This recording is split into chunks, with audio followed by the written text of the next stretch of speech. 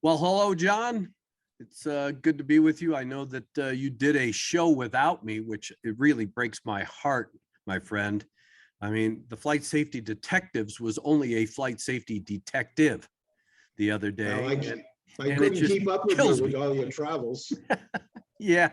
Well, I was with one of my cohorts in crime who's on the show today, Jason Lukasik. Jason, welcome to the show. You are Welcome, our Jason. resident expert besides John with maintenance stuff. So we're Well, glad thanks for having me. Yeah, well, you and I were on the road together, and John decided to do a show without me. And I saw some of the raving reviews since it was about drones, and I won't drone on about what kind of show it was that John did without me, but I'm glad that the three of us are together for this show. And so while Jason and I were traveling, John, just exactly what were you doing? Not much. Yep. I've found my way to Florida. I'm enjoying the very, very warm weather and all the maintenance facilities down here in Florida that I get to visit.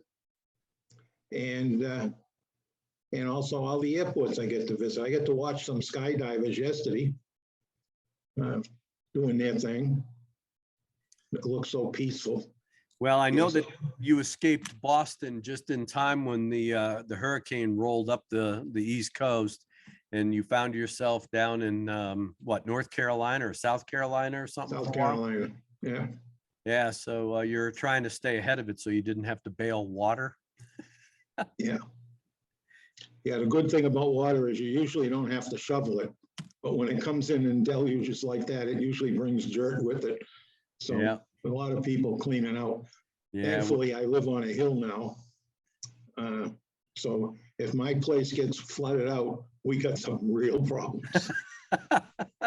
Well, you'll have some new oceanfront property outside of Boston, that's for Yeah. sure.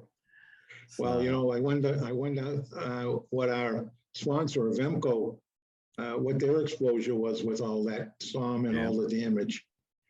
yeah, Which is a good question for all our people, our listeners. If you have an airplane and it was in harm's way, I hope you have a good policy, you know, and if you need a policy for health insurance or for any other kind of general aviation insurance, I need you to give Avemco a call. All right, they're good people. They provide great coverage.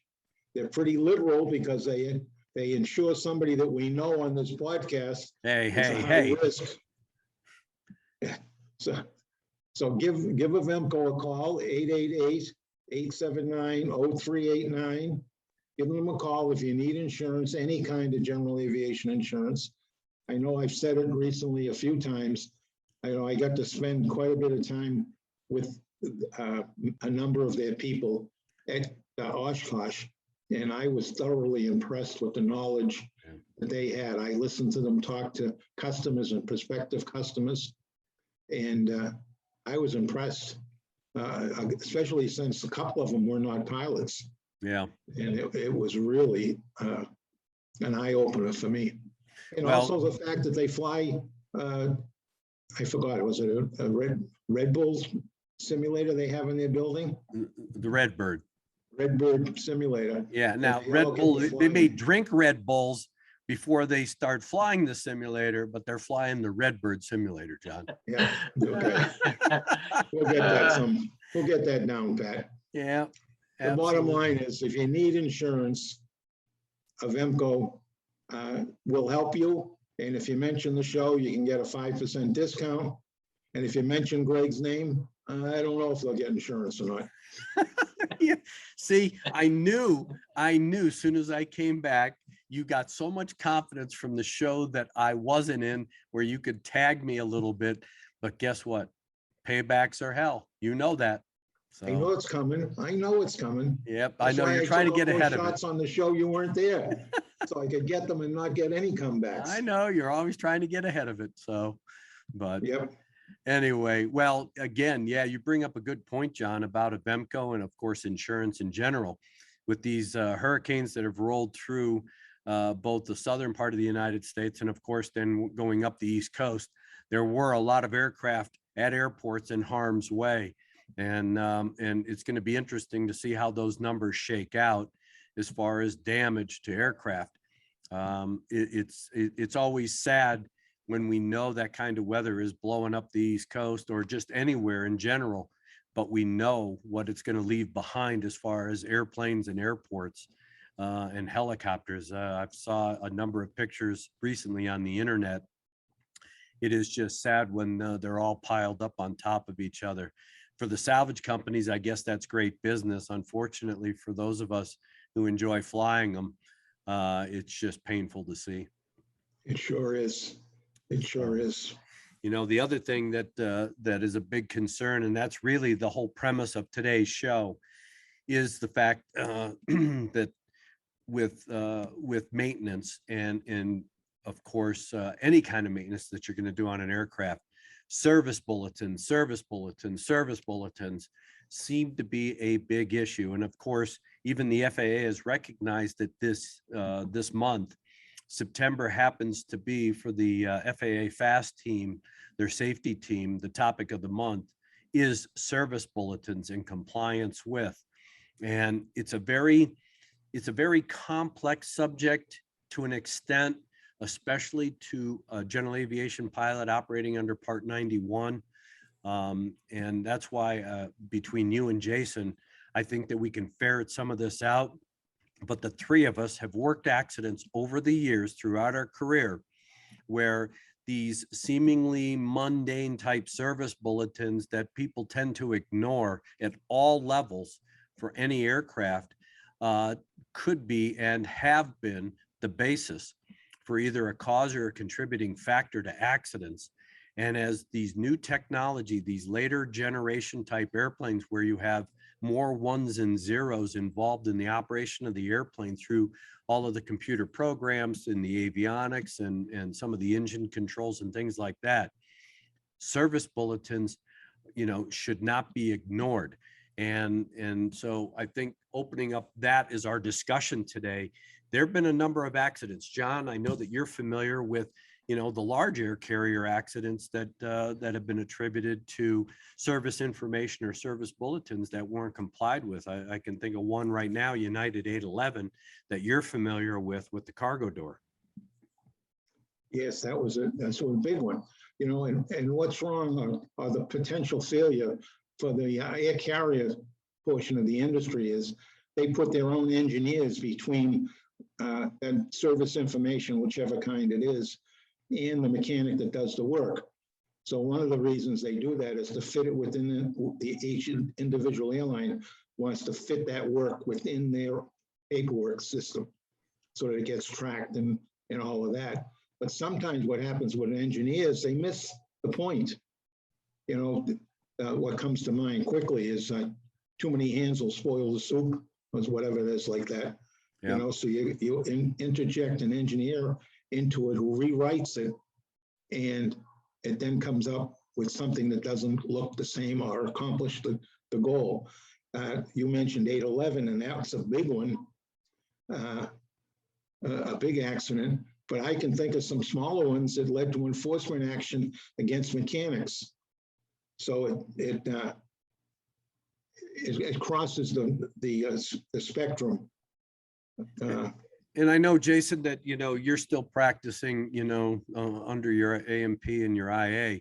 I mean, are you seeing or at least been around in a facility where other mechanics are working where they're not really conversant about service bulletins, or they don't give it the same level of attention that definitely an AD deserves, but they should be paying more attention to service bulletins?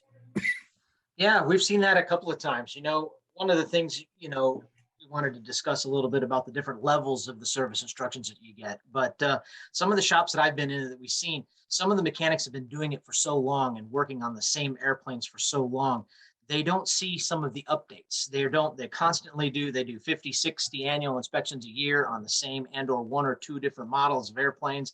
They get some of the service instructions, and then there'll be a year where they miss one or two. And it won't be until the following year where they pick up and that, somebody mentioned, hey, did you do this? And like, oh boy, we didn't do that instruction. We'll have to go back. But it's really important that people know the three different levels of the type of service instructions that go out. Basically the first line is just a service letter. It's just to let you know, the manufacturer says, hey, we've gotten some customer service calls in.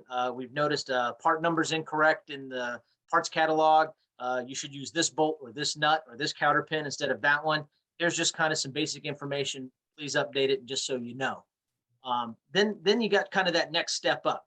Okay, we've had some warranty work. We've had some other calls. We've had some issues. People had some problems. We need to put out a bulletin now. We've noticed this with this oil filter. We've noticed this with this landing gear bolt. We've noticed this with this hydraulic line. So there's different levels. We've now stepped up. We're seeing some chafing at the annual inspection. You need to get in there and check where this pulley and this cable goes because we're getting chafing on this line. You guys, we need to check that. And then you get the next step up. So sometimes it's accident related, sometimes it's not. Sometimes it's just a great IA while in the process of doing an annual inspection, find something that was almost catastrophic and a big event. And they call in and say, hey, look, we found this, and now we're going to go to a mandatory service bulletin. Now we need to raise it up to kind of that third level of getting the information out. This is really important. You got to do this. And, again, like we discussed earlier, Part 91, not required. So if the mechanics miss it or don't update it or didn't do it or didn't do the research or doesn't have the service, sometimes those get missed. But, it's really beneficial for shops, small shops, A&P shops. Big 145 repair stations usually have a really good grasp of data, getting the information, the current instructions for continued airworthiness, being able to update that data that they get in real time. As it comes out, it goes in. They know they have these airplanes in the system that are coming in. So they really have a better control of the information. It's really the smaller shops where they get onesie twosies. They get a 206, a 182, a Bonanza comes in, a Baron comes in, and they only see one or two of them a year, where it takes them a lot of time to go out and collect all the information, all the new service bulletins. So they didn't see it in a year, didn't see it in 2 years, and they go out and they don't have these services. And sometimes they don't know every accessory that's on the airplane. They don't know the prop, so it takes them more time to go in. And those are the guys that we're finding, have either maintained something for a long period of time or just getting it new into the shop. They're missing things where it's falling through the cracks and they're missing those bulletins. And you and I are currently working a number of accidents where the service bulletins or the lack of compliance with the service bulletins could play a critical factor in what we're doing as far as our investigations. John, you brought up a good point about tracking, and of course, of the major carriers have very elaborate tracking systems for maintenance control, the work that's done, the parts that are utilized, and things like that. But even with all of that in place, we know that that carriers have missed doing some of these service bulletins or critical information like that.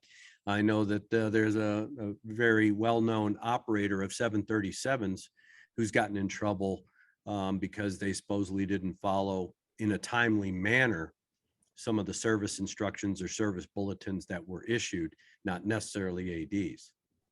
I know the carrier that I used to work for, and it was USA. At one point in time, we had missed a number of ADs that the FAA picked up on. And as a result, they ended up creating a department that was staffed by a friend of mine just to track ADs, because they were just all over the place. And of course, at that time, we had a DC-9 fleet, about 170 of them, I believe, if my memory is correct. So we had all different models, so tracking down ADs that were specific to not only just a model like a Dash 30, but within the Dash 30, certain serial numbers, airplanes, some of those airplanes came from other airlines, and the ADs were supposed to be done and they weren't done. It's a nightmare when you have a fleet of airplanes to keep track of all those bulletins and ADs. Oftentimes the service bulletins turn into ADs. So just trying to keep track of all of that can be a real nightmare. And that's not taken into consideration if they get messed up in accomplishment, if they don't get accomplished, if the language is not clear. I got deeply involved with an AD on a DC-930 rudder for cracking. And when it was rewritten by the engineer, he left out one pertinent fact. The way he wrote it was, you could find small cracks in each section, piece of real estate on the rudder. And as long as they weren't in adjacent blocks, you were okay. That's not what the AD said. The AD said cumulatively on the entire rudder, if you had cracks equal to this amount of distance, how many, 6 inches or whatever it was, that was it. You had to fix it right then. And you bring up a good point that I definitely want to come back to. But I know that, for a general aviation Part 91 pilot, the regulations specifically tell you in Part 91, and I think they're reiterated in Part 43, but 91-405 and 409, I believe, it says that the owner operator of that aircraft is responsible for knowing airworthiness directives and service bulletins and any service information regarding his or her aircraft. And I mean, that onus is on the owner operator, not on the mechanic. But, and that's why I want to come back to you, Jason. That is, I know that as an owner operator, I was very diligent. I had the subscription so I could follow all the things that were going on with my Comanche, even though it was, 50 years old. But a lot of these pilots, especially now, I see a lot on the internet that are buying and selling airplanes, and these first-time buyers are on Facebook asking for, hey, I'm thinking about buying my first airplane. What should I look out for? And of course, you get all the people that are providing free advice.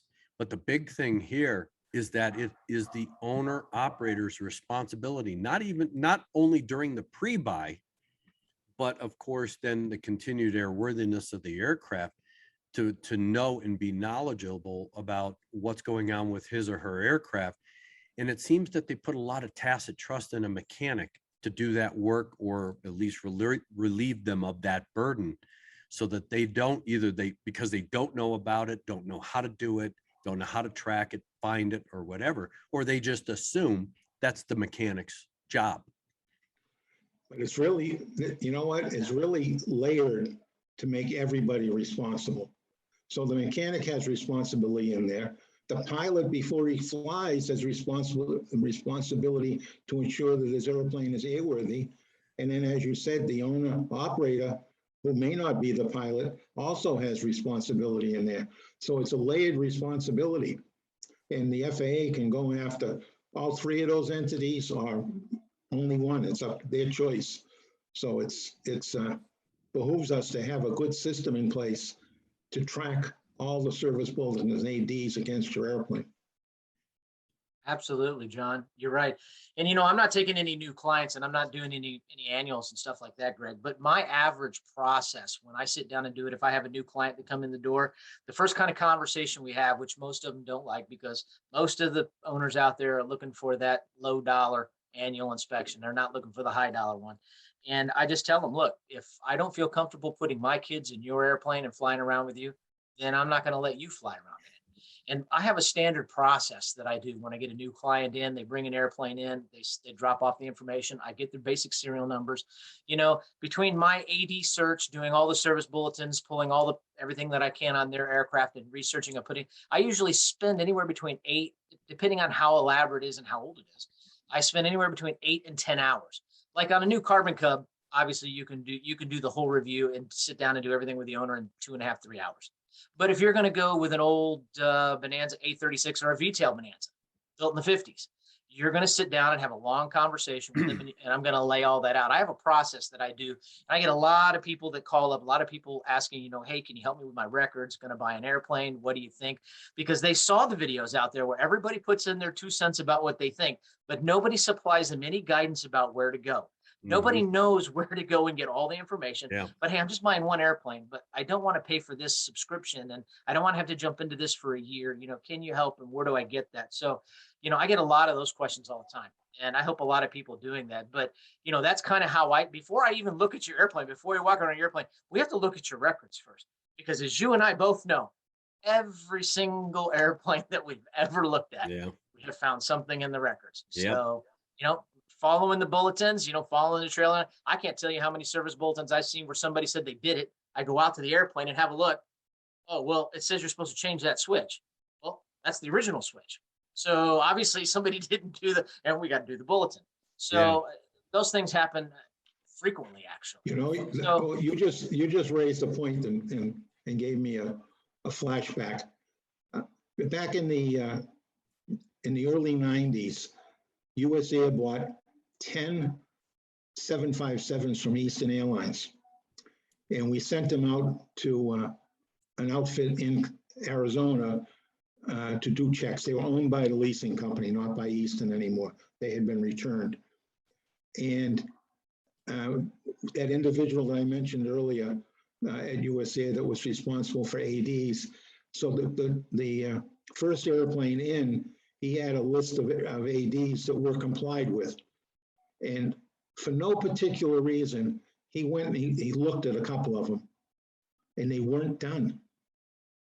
And then he started taking, that was like kicking the can of worms over.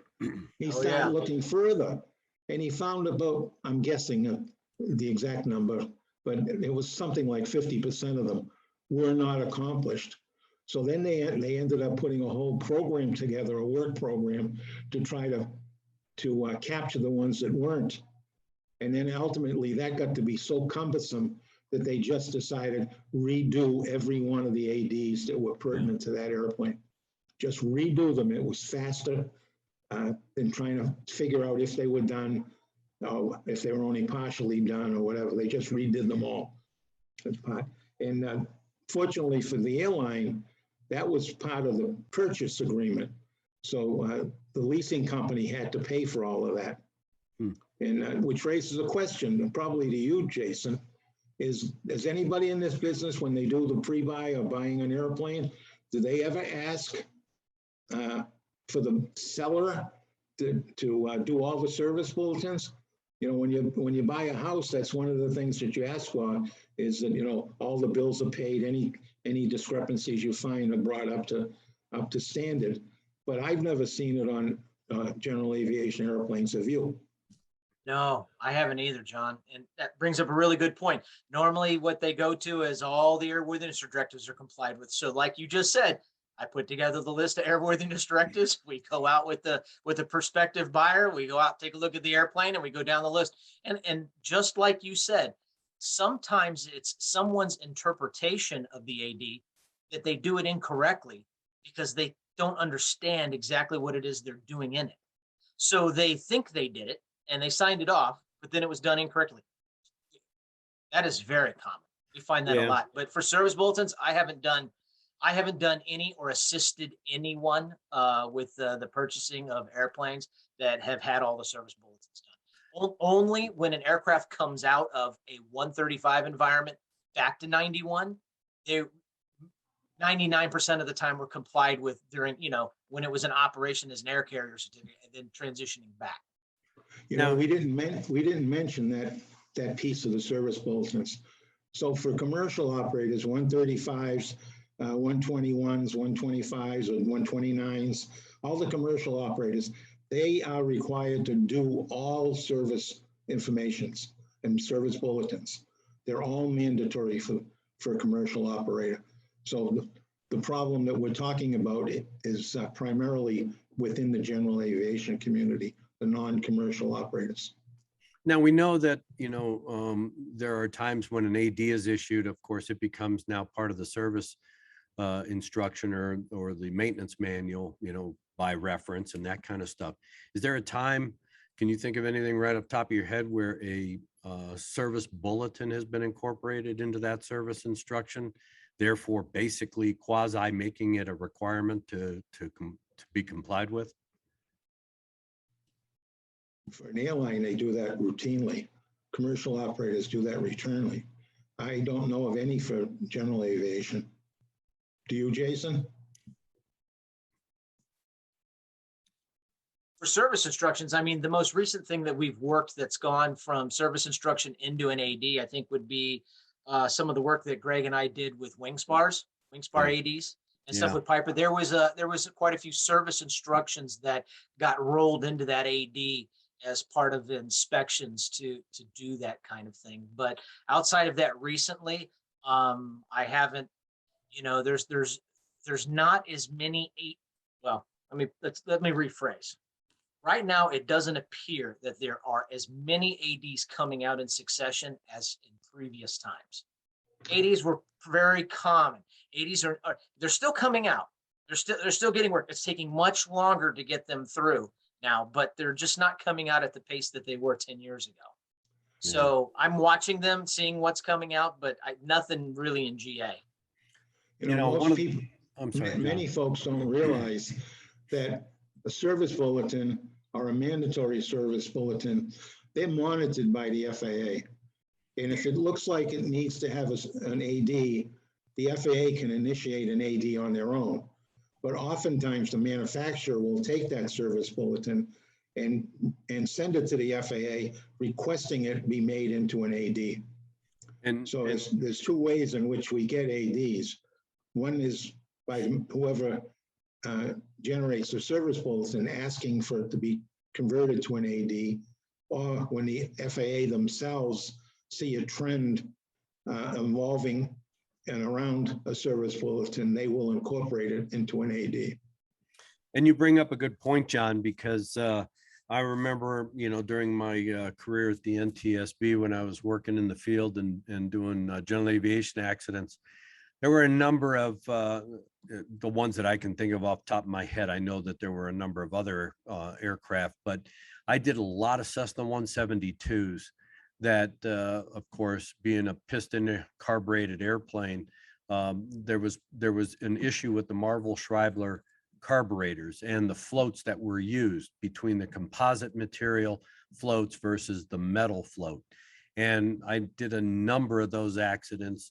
And every time I wrote one of those accidents up, I had done a historical research of other accidents, trying to form the basis for recommendations, which I wrote a multiple of recommendations, because the manufacturer, they found that the composite material was absorbing the fuel. The actual float could become flooded.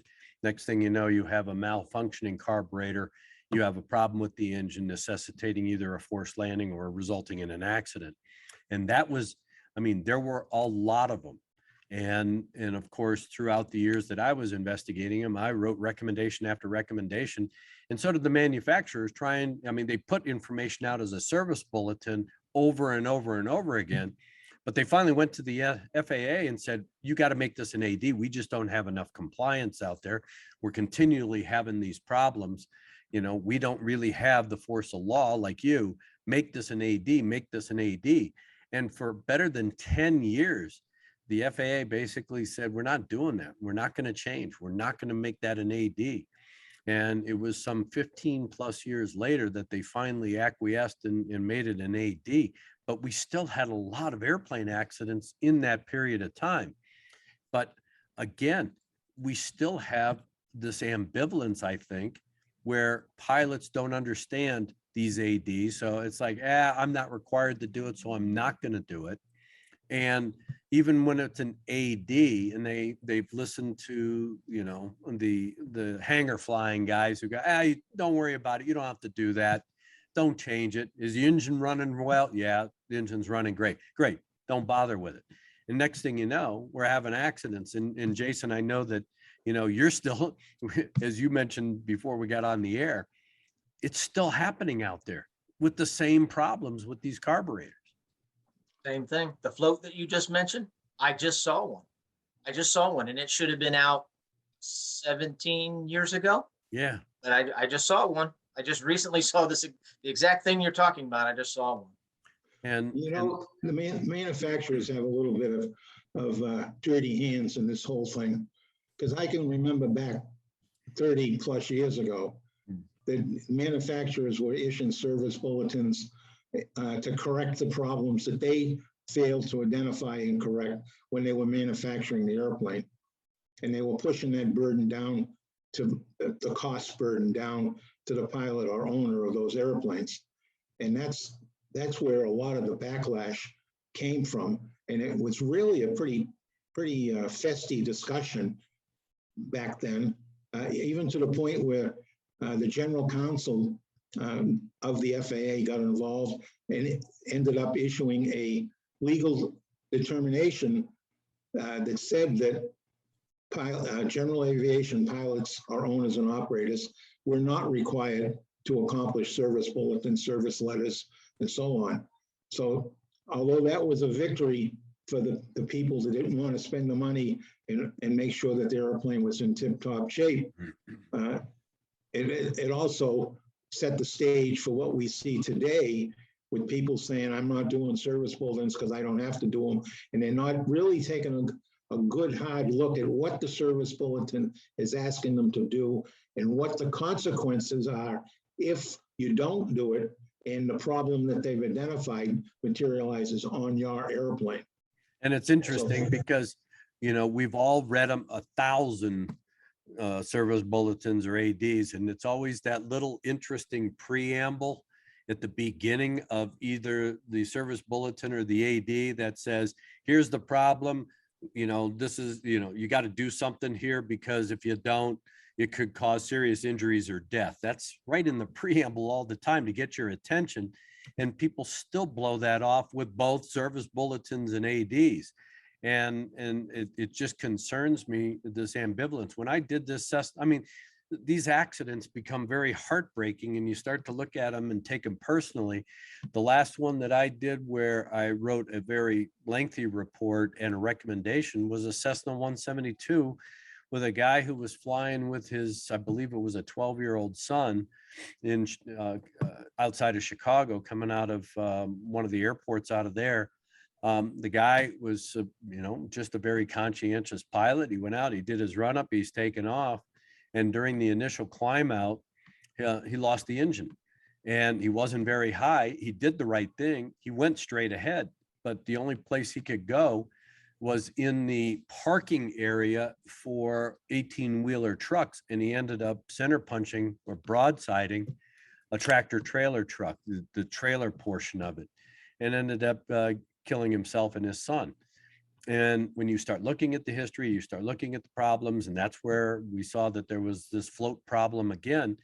Of course, the service bulletin hadn't been complied with. You can't help but feel sorry for that gentleman and the fact that he died with his son, you know, due to an engine failure. He tried to do the right thing. But then you start looking at who was responsible. Had he changed that float out and put the metal float in there, they'd probably still be alive today. And you can't help as an accident investigator continually think about accidents like that and question, why didn't you do that? That's a critical system on your single engine airplane. And if you lose that big fan at a critical point in the flight, you don't have many options. And it's just painful that we see this type of accident or incident over and over and over and over again because somebody didn't want to spend the money. Somebody wanted to own an airplane, but they were not willing to put the money behind it. And owning an airplane is like owning a boat or a very expensive antique car. They're money pits. But if you want them to be in the best condition for the safest operation, you have got to spend some money. Yes, and you've raised, I was thinking as you were talking about the metal floats and the composite floats, I remember when the composite floats were the latest and greatest, because we always had leaking or sinking metal floats since the beginning of time. And the composite float was going to save us from all of that. It was the latest and greatest. And here we are 30 years later, and we're having a problem with the composite float as well. Yeah. I mean, aviation is dynamic. It's not static. We make changes, and then, you know, oftentimes we have to make other changes.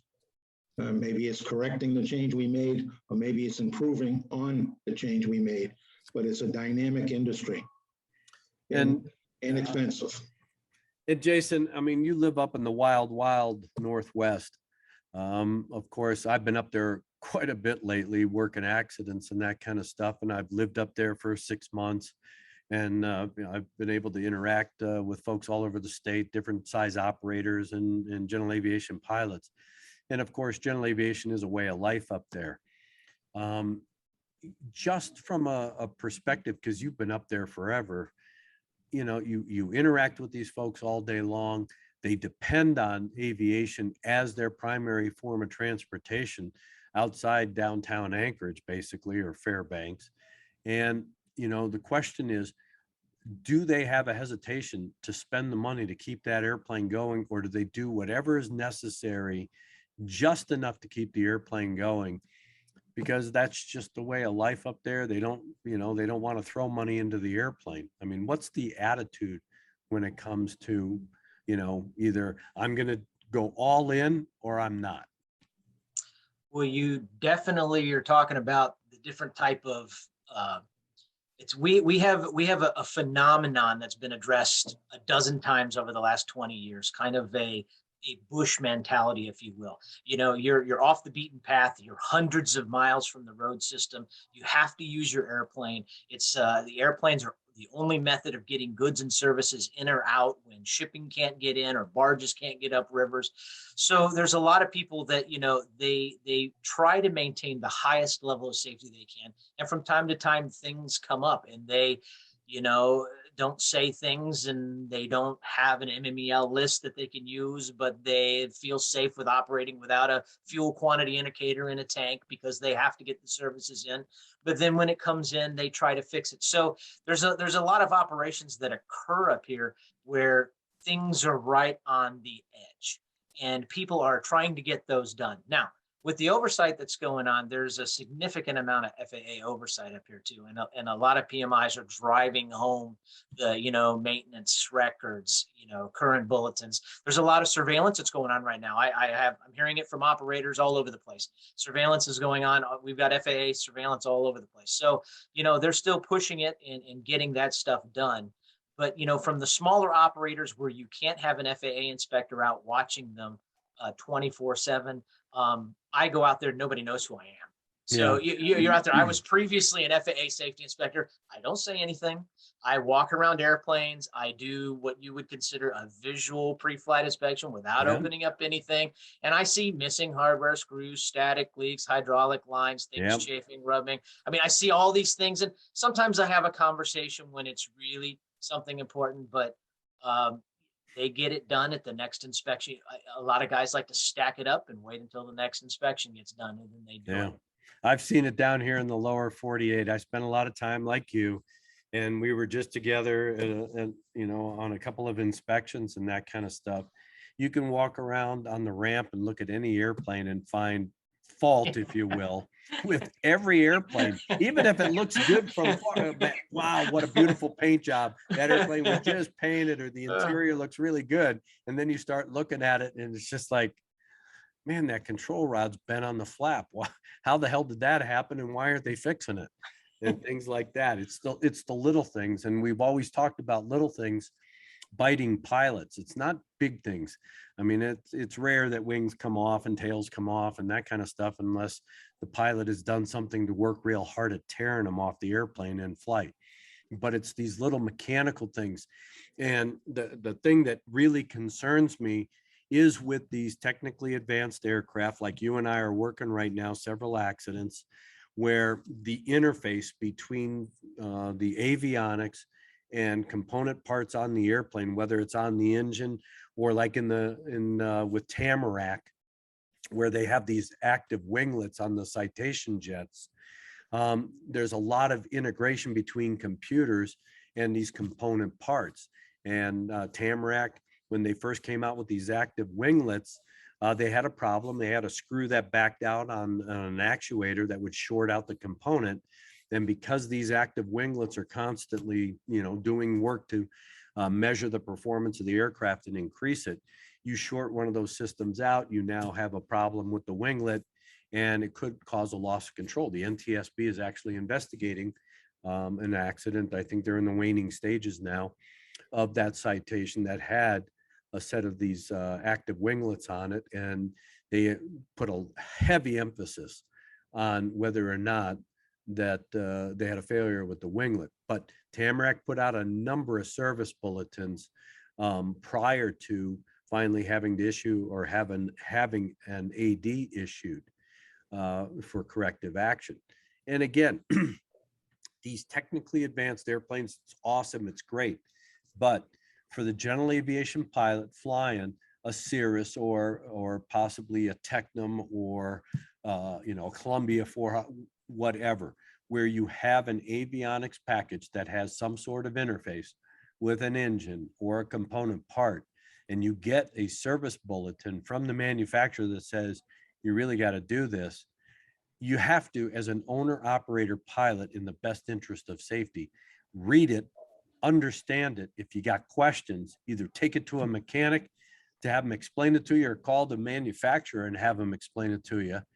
But you got to do them. And I just think that as these airplanes go forward with the technology, we're going to start seeing more and more of these.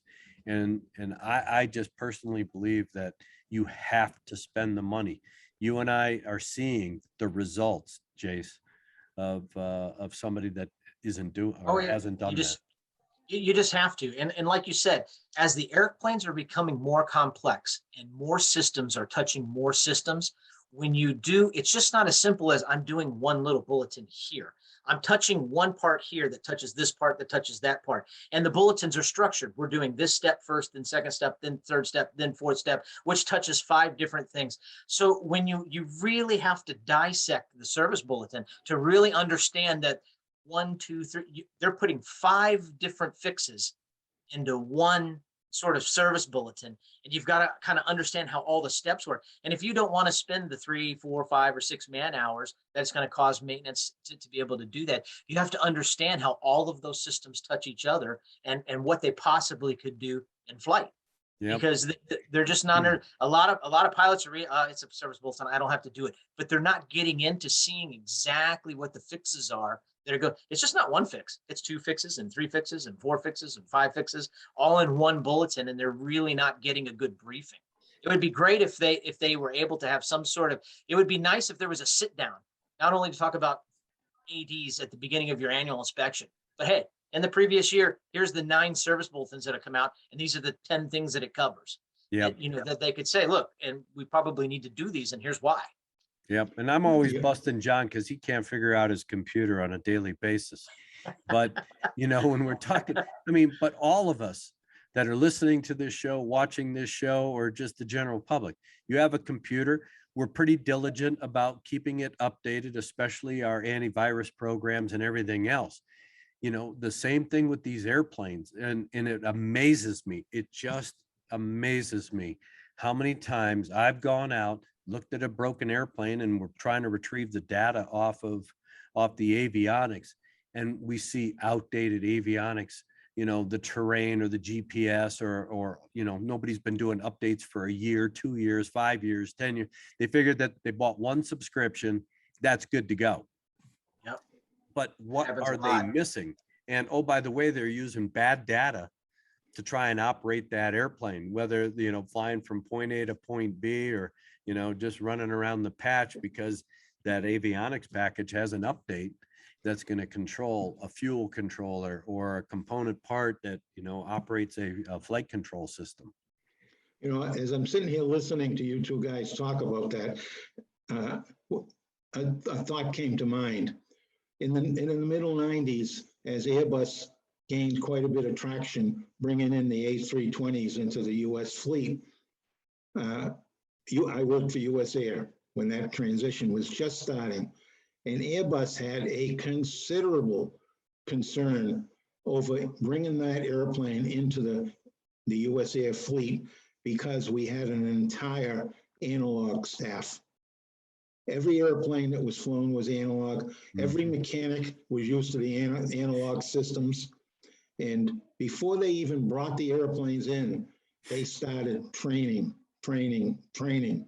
pilots, mechanics, lots of other people, right, to start to get a foundation for a digital airplane. And today, every airplane is, I mean, they're digital, and it's growing. It's growing to the point where we're going to have 5 computers on an airplane, and a pilot's just going to hit the start button on the Microsoft, and it's going to, everything else is going to be done, and he's just going to monitor things. I mean, it's getting to that point. And we see it with drones. I mean, all these fancy displays, we see it at football games at halftime, where they put 1,000 drones up in the air and they do a dance and they spell things out. Yeah. That's where we're going. That's where this whole world is going. It's going to be digital, but in general aviation community, we certainly don't have a digital workforce. And you bring up a good point, John, because a lot of AMPs, I mean, AMPs are allowed to work on avionics, are they not, Jace? I mean, a lot of guys are out there, playing with the ones and zeros in these avionics packages, and they may not have a really good comprehensive understanding of not only the avionics, but the interface between the airplane and those avionics. That is absolutely right. When I talk to people about the software inside airplanes, and they tell me that they know everything about it, they got a handle on it. I ask them do they use Windows on their computer? And then my second question is, do you think you know every single way that Windows system works? Yep. And that's the end of the conversation. Yep. Because there's just so much into these digital packages that we have no clue what's in there. And you always see these commercials versions, operations selling you programs to help you understand or get deeper into Windows or whatever it is. Because we scratch the surface in our use, but the tool goes far deeper and can do far more than any of us ever imagined. And that's what we have on airplanes today as well. Well, so it's going to be challenging. We're going to have 20 or 30 years of challenges in the digital world for our entire lives. Well, not just our airplanes, but everything. We're going to have a discussion about this kind of interface with automation and in the operation of the aircraft as we get into more commercial space flight. Of course, recently, Branson's Virgin Galactic was put on the ground by the FAA because they had some serious issues during their little joyride up there that they failed to disclose. The FAA found out about it, and they were none too happy with what had happened. And of course, that is a wholly automated system, just like Bezos's rocket is wholly automated. You push a few buttons and you just sit back and monitor and watch it all take place. And you're going to have that high level of critical knowledge. Are they going to issue service bulletins for a rocket? Are they going to issue ADs for a rocket? I mean, how is all of that going to work? And of course, how many AMP mechanics are going to be rocket qualified? Critical. Yeah, I got a problem with my rocket. Can I bring it in? I mean, that is the levels of complexity, like you said, John, we're moving to. But I think that what I want to do is close the show with some takeaways. And I will start with you, Jace, since I have to leave the last word for John. I'll chime in after I hear from you. Hey, the simple thing is service bulletins are important. You need to read them. Everybody thinks they're not. They really are. And it doesn't matter if it's just a service instruction. If it's just telling you that hardware's changed and you need to get a bolt or a different nut or a different cotter pin, you still need to know to do that, to find out if there's actually a problem. Service bulletins are important. You need to review them every year, and you need to start reading deeper into them. And if they come out and say that they're mandatory for a reason. If something has happened, something's gone on, and somebody needs to be able to do something. So everybody needs to take them seriously. Find out how many hours you need where the service bulletin work's done at your next annual. Ask your AMPIA to pull you up a list. You guys review them and find out which ones that you feel are the most important. But if you can get them done, they really need to be done. That's a great point. You bring up a very good point that I was going to talk about, and that is, if you are in the market for an airplane and you are going to do a pre-buy, you got to do your homework. You can't just depend on the person who's going to do the pre-buy for you. Again, they may not be conversant like Jason was talking about. They may not have access to all the pertinent information of an AD or service bulletin that resides on your particular airplane. So it behooves you as a good purchaser prior to going into the sale of an airplane to do your own homework, question things. Because if you know something and the guy who's doing your pre-buy or gal who's doing your pre-buy says, yep, you're good to go, I went through all this, and then you ask them, well, what about this service bulletin, or what about this airworthiness directive, and they look at you with that deer in the headlight look, you know that they haven't done their in-depth dive into service bulletins and ADs, and you should start questioning that. You and I, Jason, are working on these wing spars. I just was told by a good friend of mine that, and by the way, this is an opportunity for you and me to buy another Piper Arrow, but because it's sitting in Wilkes-Barre, Pennsylvania, and it did not pass the inspection. So it's just sitting on the ramp. We get a cheap wing, put it on the airplane. We got us a pretty good airplane. So think about I'm it. ready to just pull the wing off and have a look at the one that didn't pass. Yep. Well, we're going to keep that one because if we buy the airplane, that wing goes with it. So, All right. but those are the kinds of things that if you're in the market for an airplane, you got to do a deep dive yourself. Do not assume someone else is going to do it for you. John, I know that we have to give credits to our sponsors, and I will let you do that. But I want to hear your last words, not only on this subject, but of course, to close our show. Well, on this subject, I would tell anybody that's going to buy an airplane or going to bring his airplane in to a repair station or an A&P, IA to do an inspection, ask them what service they use to get their information. Maybe ask them to print off a list of the ADs and the service bulletins and service letters for the airplane so you can look at them yourself. If they have the service, it's one button to print and they can print it all off for you. And that's a good way for you to know that the person you're asking to do the work on your airplane has the service and has the knowledge to give you a good product. Remember, this product's gonna last for an entire year. And with that, I just remind everybody that if you have an airplane and you need to renew your health insurance, or if you're one of these many people that are out there today looking to buy an airplane, contact Avemco for your insurance. If you're a flight instructor, contact Avemco for insurance to cover you there. If you're a renter of an airplane, contact Avemco for renter's insurance to cover you in the event something happens. You know, it doesn't take much of an accident or an incident to rack up thousands and thousands of dollars. I was just talking earlier today about a fuel cap on an airplane that was left loose, but it was tethered to the airplane. It was a business jet, and it was a 20-minute flight and thousands of dollars of damage as this fuel cap just beat the hell out of the airplane. Yeah. So, you know, you got to pay attention and you got to protect yourself. So if you need insurance, call Avemco, 888-879-0389. Again, 888-879-0389. And tell them you listen to the Flight Safety Detectives and you'll get a 5% discount on top of any other discounts that you might be eligible for. Great. And I'll leave you the shot, Greg, that you've been waiting to take. So bring it on. No, John, this is the kinder, gentler me today. So, I mean, are you sick?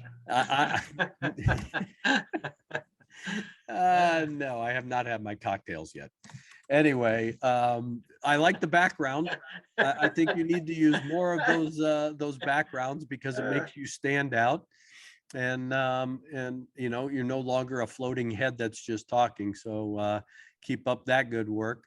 And of course, Jason, I always appreciate your expertise. Somebody's got to keep John in line besides me. So always appreciate you being on the show. No We, problem. I thought about doing this podcast from the pool. I could have been laying in the pool. that is, John, that is not a mental picture I really wanted at this point. All I can say is I hope you're wearing a bathrobe, so that is just not a good picture. I mean, you are svelte for your age, but no, it's not happening.